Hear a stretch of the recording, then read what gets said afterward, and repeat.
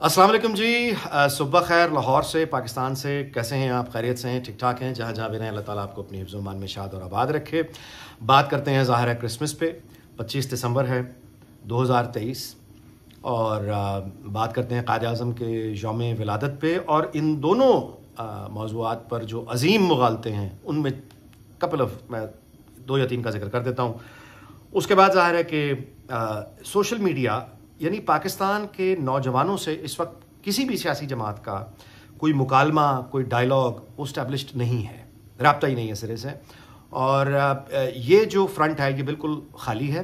PTI चूँकि अब उस तरह से तो क़िस्सा माज़ी हो गई जैसे पहले थी। अब मुख्तलिफ ग्रुप्स हैं जो कि अपने तौर पर पाकिस्तान की यूथ के साथ सिर्फ वो हैं जिनका डायलॉग स्टैब्लिश्ड है। लेकिन ये भी इंतशार का शिकार है क्योंकि पार्टी ऊपर से चूँकि तितर-बितर हो गई है, तो नीचे ये ग्रुप्स जब तक काम करेंगे इंडिविजुअली कैपेसिटी में करते रहेंगे। जिस तरह स्लीपर सेल होते हैं मुख्तलिफ, ये नहीं, ये ऑटो पे चल रहा है इस वक्त। लेकिन अगर किसी का राब्ता है तो इन्हीं का है। अच्छा, अब चूंकि इस मैदान में इनको चैलेंज करने वाला दूसरा है ही कोई नहीं, और तो कोई पॉलिटिकल पार्टी नहीं है, तो फ्यूचर में पाकिस्तान की यूथ के साथ जो भी पॉलिटिकल पार्टी अपना मुकालमा स्टैब्लिश करने में कामयाब हो जाएगी, पीटीआई को वहां पर काउंटर करने में कामयाब हो जाएगी, मुस्तकबिल उसका होगा। इस पर करते हैं बात। लेकिन सबसे पहले क्रिसमस के हवाले से गुजारिशात तो ये हैं कि यानी अब तो ये कॉमन नॉलेज है, फिर भी याद रखना चाहिए कि क्रिसमस जो है ये हज़रत ईसा का यौम पैदाइश नहीं है। ये मंसूब ज़रूर किया जाता है त्यौहार के साथ, ठीक है, लेकिन हकीकत में ऐसा नहीं है। ये कोई बर-ए-सग़ीर के किसी इमाम का फतवा नहीं है, किसी मस्जिद के मौलवी साहब का फतवा नहीं है। ये ब्रिटिश हिस्टोरियंस हों या अमेरिकन हिस्टोरियंस हों, आप ब्रिटिश लाइब्रेरी मौजूद है रेफरेंस के लिए, लाइब्रेरी ऑफ कांग्रेस मौजूद है, आप ब्रिटानिका देख लीजिए, बहुत यानी बाइज़्ज़त सोर्स है इस तरह की इंफॉर्मेशन लेने का, तो आपको मिल जाएगा। आगे चलते हैं। यानी क्रिसमस जो है ये हज़रत ईसा की पैदाइश से पहले भी मनाई जाती थी इंग्लैंड में।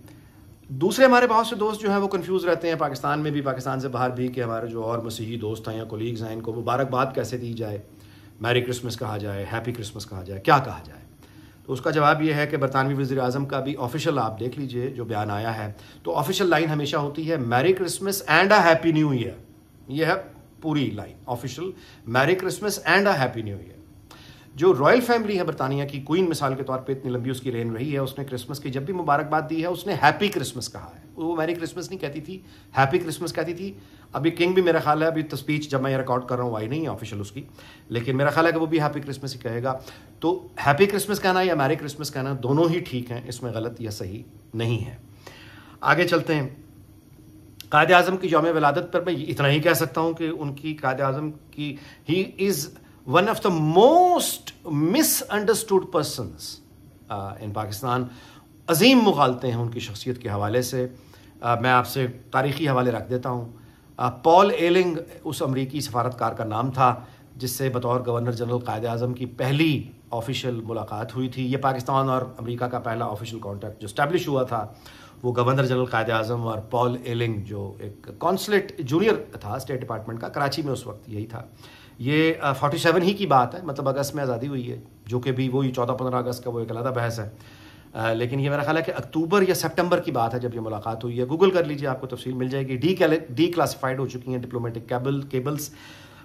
तो उसमें क़ायद-ए-आज़म ने पॉल एलिंग से इस ख्वाहिश का इजहार किया था कि सोवियत यूनियन में कम्युनिज्म जो है वो बहुत पावरफुल है। चीन, अगर आप याद करें 47 अगस्त का, यानी अक्टूबर सितंबर 47, तो वहाँ तो एक गदर मचा हुआ था, तो उसका उन्होंने जिक्र किया। पस मंज़र ये था, और हिंदुस्तान में भी कम्युनिज्म चूँकि बहुत पॉपुलर था, तो क़ायद-ए-आज़म ने उस पस मंज़र में पॉल एलिंग से ये कहा था कि कम्युनिज्म एक रियल थ्रेट है इस खित्ते में और पाकिस्तान में भी आ सकता है, लिहाजा ये अमेरिका और पाकिस्तान जो है ये कम्युनिज्म के ख़िलाफ़ पार्टनरशिप कर सकते हैं, और अमेरिका को चाहिए कि वो पाकिस्तान के साथ पार्टनरशिप करे, अमेरिका को चाहिए कि वो पाकिस्तान की मदद करे।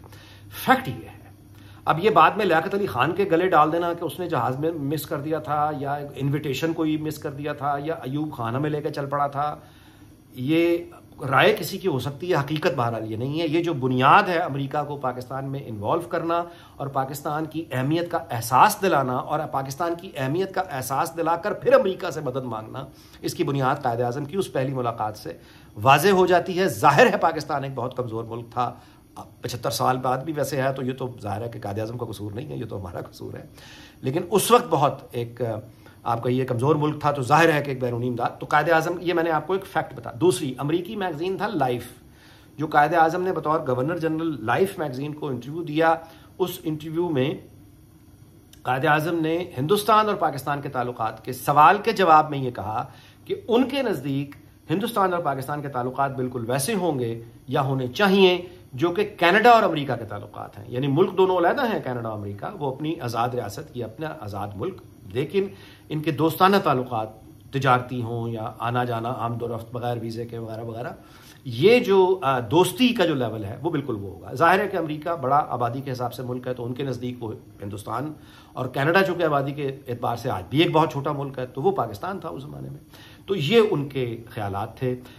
ये जो अज़ली दुश्मन की तरकीबें ईजाद हुई हैं, ये बहुत बात की बात है। कायदे आज़म ने कभी भारत को अज़ली दुश्मन नहीं कहा। जिस तरह गांधी को वहाँ पे गोली लगी तो गोली मारने वाले ने ये कहा कि गांधी, उसका जुर्म जो गांधी का बताया था वो ये था कि ये पाकिस्तान की को बहुत इज्जत दे रहा है, ये नहीं मुसलमानों को बहुत इज्जत दे रहा है। अब चूंकि इंतहा पसंद था, उसके अल्फाज एग्जैक्ट तो खैर ये थे कि ये सांपों को दूध पिला रहा है। गांधी ने जो गोली खाई वहाँ की इंतहा पसंद क़ुव्वतों से, वो इस वजह से खाई।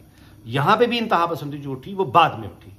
तो 47 में जो फसादात हुए थे उससे लेके 1965 की जंग तक जिस नस्ल ने वो सारे फसादात अपने सामने देखे थे, कश्मीर का मसला तब भी मौजूद था, लेकिन उन तमाम सालों में 47 से लेके 1965 की वॉर तक पाकिस्तानियों के लिए भारत का कोई वीज़ा नहीं था। एक रेड परमिट बॉर्डर पर दिखा के चले जाया करते थे। हिंदुस्तानियों के लिए पाकिस्तान आने के लिए कोई वीज़ा नहीं था, एक रेड परमिट होता था, रेड वो दिखा के वो पाकिस्तान आ जाया करते थे। तिजारत भी होती थी, फिल्में भी आती थी जाती थी, सब कुछ। मतलब है कि वो तमाम कत्लो गारत फसाद जिस नस्ल ने देखा उसके बावजूद ये मामले थे। ये 65 की जंग है जिसके बाद बॉर्डर्स पे ये सख्ती आई है और जिसके बाद ये अज़ली दुश्मन जैसे नारे ईजाद किए गए। खुद नज़रिए पाकिस्तान की जो इस्तिलाह है ये याया खान के दौरे हुकूमत में जनरल शेर अली, उसका वज़ीर इत्तलात व नशरियात था, ये जनरल शेर अली ने इस्तिलाह ईजाद की थी नज़रिया पाकिस्तान। उससे पहले यानी लियाकत अली खान का सारा दौर, खुद अयूब खान भी नज़रिया पाकिस्तान जैसे किसी इस्तिलाह से वाकिफ़ नहीं था। तो आज भी अगर पाकिस्तान के जो स्पेक्टेकुलर फेलियर्स हैं, ये देखें, मुल्क कौमें नाकाम होती हैं, फिर संभल जाती हैं, फिर चोटें खाती हैं, फिर संभल जाती हैं। पाकिस्तान मुस्तकिल चोटें खा रहा है। पाकिस्तान की नाकामियां कोई आम नाकामियां नहीं है, ये कोई आम फेलियर्स नहीं, ये स्पेक्टेकुलर फेलियर्स, इतने गैर मामूली नाकामियां 75 साल से मुस्तकिल, ये कोई आम बात नहीं है। इसकी जो वजह हैं वो भी हिमालय जैसी बुलंद है। तो वहां पे देखना पड़ेगा, कायदे आजम की तरफ वापस जाना पड़ेगा।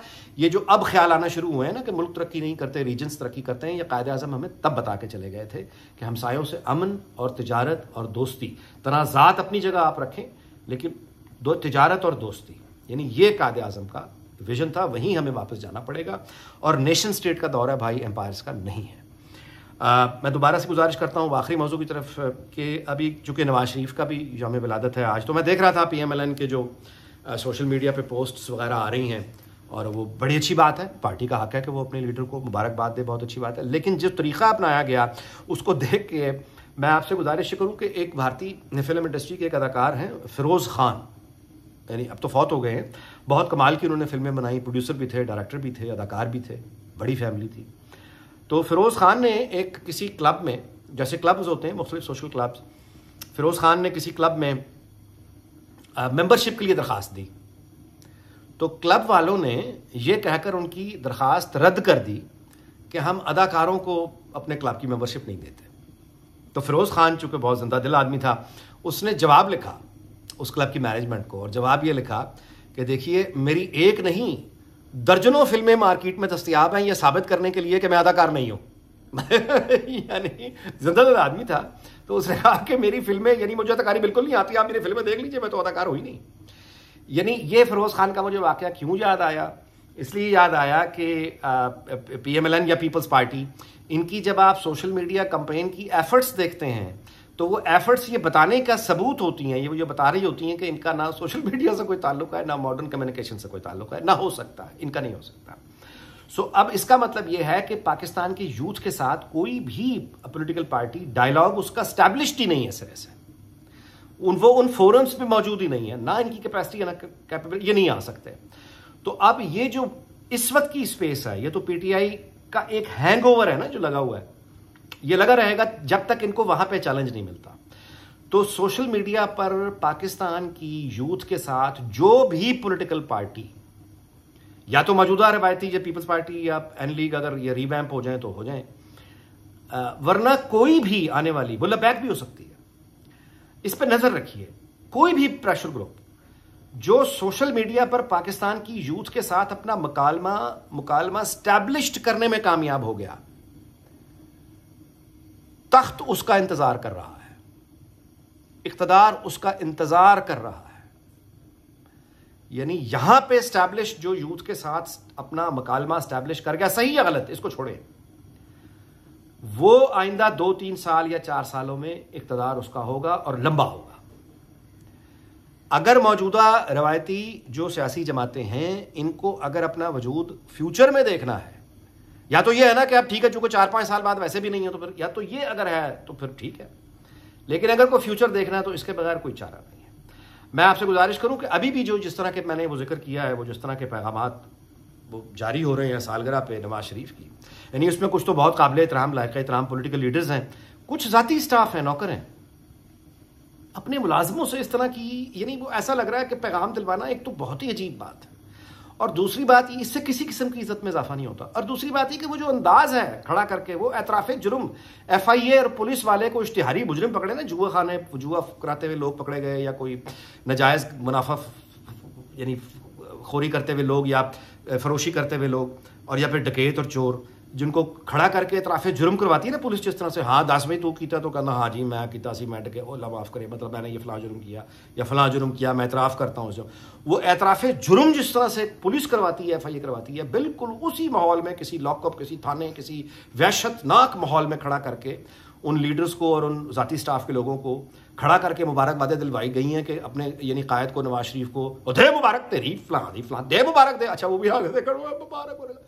वो इस तरह की अगर कंपेन है नौजवानों से मुकालमा करने की, ये सलाहियत है, तो ये खुशखबरी है PTI के लिए, खुशखबरी है, ये आने वाली हर नौजवानों की जमात के लिए खुशखबरी है कि उनके लिए मैदान बिल्कुल खाली पड़ा है।